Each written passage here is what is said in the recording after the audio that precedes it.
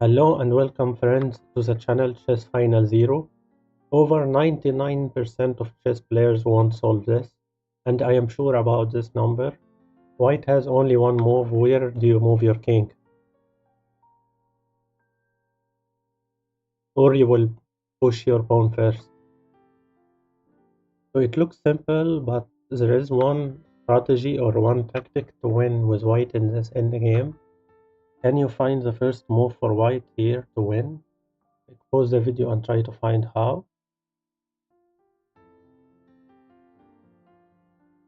If you moved your king to a5, he will take the pawn in f5, and when you try to promote to a queen, he will play his knight to e5, and if you played b7, he will play his knight to d7, and he stopped you from promoting in b8. And if you try to use your king to attack his knight, now he will defend it with king, and you will never promote to a queen here. If you moved your king to a6 instead, you will still take f5 with king, and if you played your pawn to b6, he will play his knight to e5, and when you play your king to b5 to attack his knight, he will still play his knight to d7 to stop you from promoting, and if you try to attack his knight now, he will just sacrifice it and it will be a draw. So the problem is not about that his king will take this, it is about that he will play his knight to e5 and he will play to knight d7. By this conclusion, or by this understanding that he will always play his knight to e5, you must use your king to try to attack his knight first. But let's see first king b7. Maybe it is king b7. He will take the pawn in f5, and when you play b6, the problem about king b7 that you blocked your pawn now, and it is even more slower for you to promote a queen. So if you moved your king now to c7, so he don't play his knight to d7, now he will play his king to e6, and when you play your pawn to b7, he will play again knight d7, and you will not promote to a queen. So playing king b7 not right. So maybe it is king c5. You will take f5 pawn. Now you play your king to d6, so he don't play his knight to d7. But he will play his knight again to e5, the same move. Now, if you played b6, he will take the pawn from c4 instead of e7, because your king is here, and it will be a draw. Maybe the only move is king c6 or c7, so let's see king c6. He will play knight e5 check first. If you played your king to d6, now he can't use his knight from d7, but again you let him play his knight from c4 whenever you push this pawn. So he will take f5 first.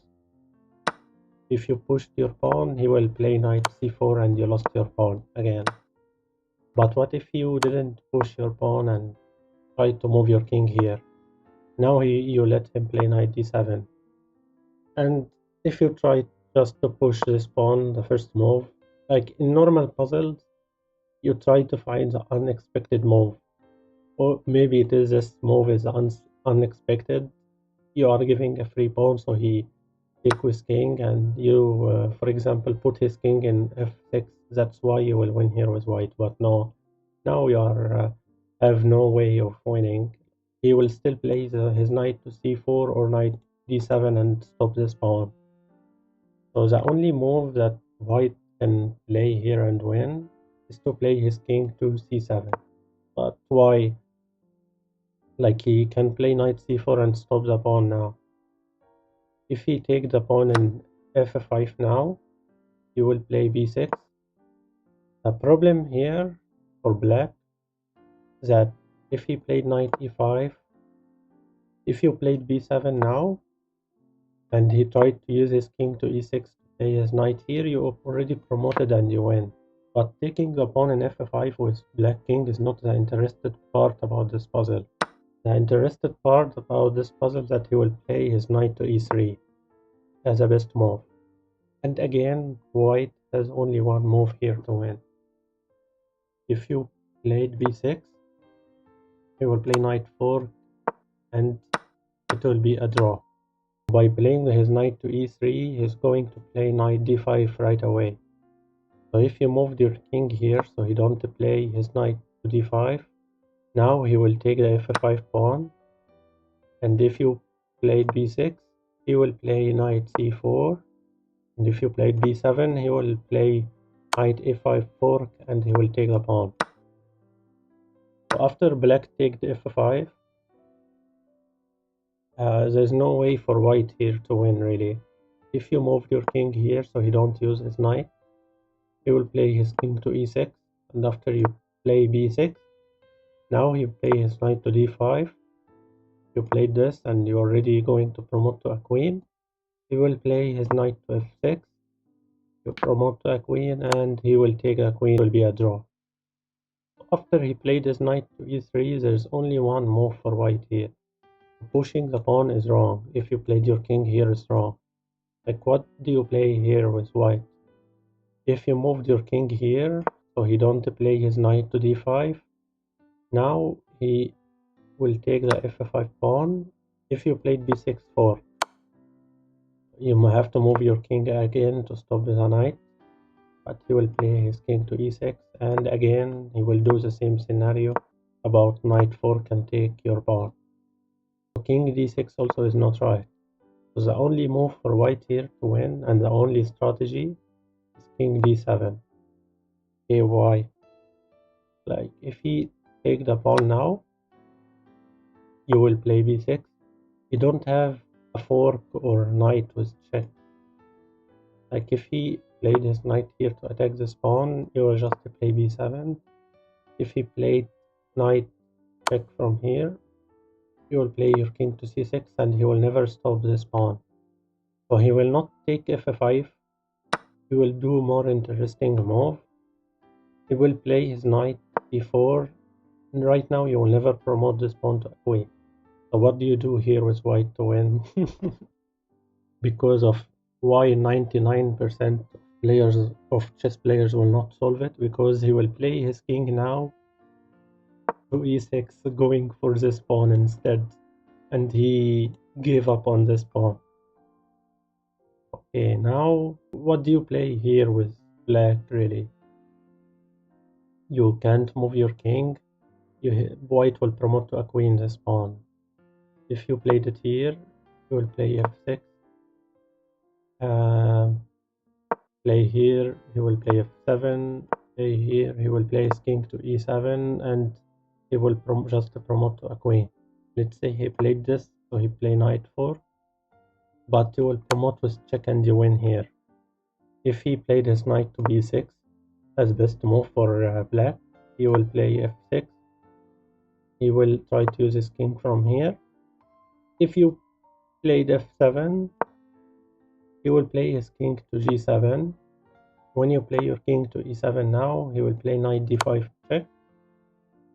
If you played your king here, he will play knight f6 check, and it will be a draw by repetition.